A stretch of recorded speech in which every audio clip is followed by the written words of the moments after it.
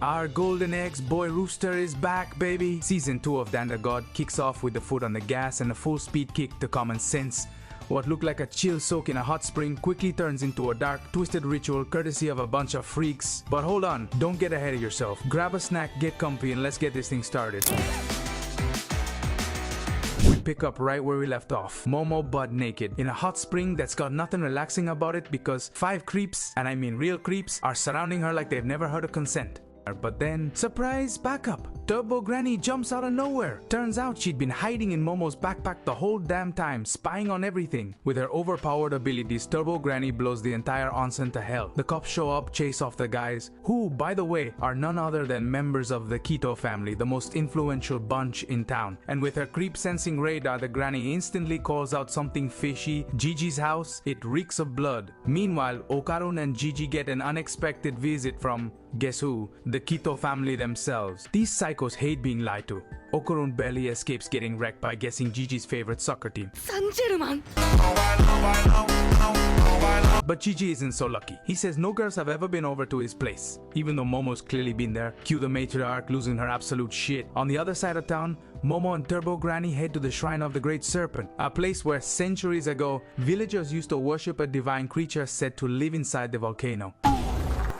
And whenever it got hungry, boom, eruption. So what did these psycho villagers do? They started sacrificing children to calm the beast. Yup, children. Some say it's all a myth, but come on, this is Dandadan. You know damn well nothing's ever just a myth here. When Momo gets back to Gigi's place, she walks into an absolute disaster. Okarun and Gigi half naked and unconscious. And the entire Keto family standing around them like they're about to throw a family barbecue sacrifice. And Momo jumps into action, but there are just too many. Then the matriarch drops a bomb. Momo's the third sacrifice for the festival. Turns out, the Keto family has been doing these offerings to the Great Serpent for generations, under the excuse of protecting the land. Sickos. Momo throws hands again, laying waste to the creepy old dudes. But then the matriarch herself steps in. And oh boy, this lady can fight. She's a full-on martial arts boss, and the two throw down in an amazing brawl.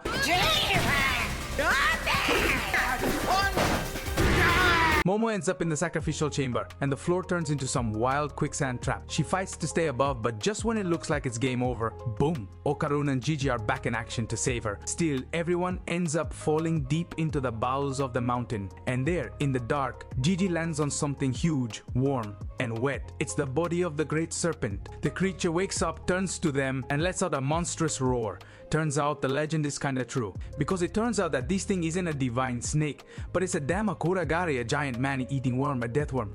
Then the Keto family starts doing this freaky-ass ritual, chanting and moving like they just snorted peyote at Burning Man, which obviously makes them easy dinner for the death worm. It swallows them whole without even trying. Now it's just our squad versus the monster. No backup, no escape, just raw survival.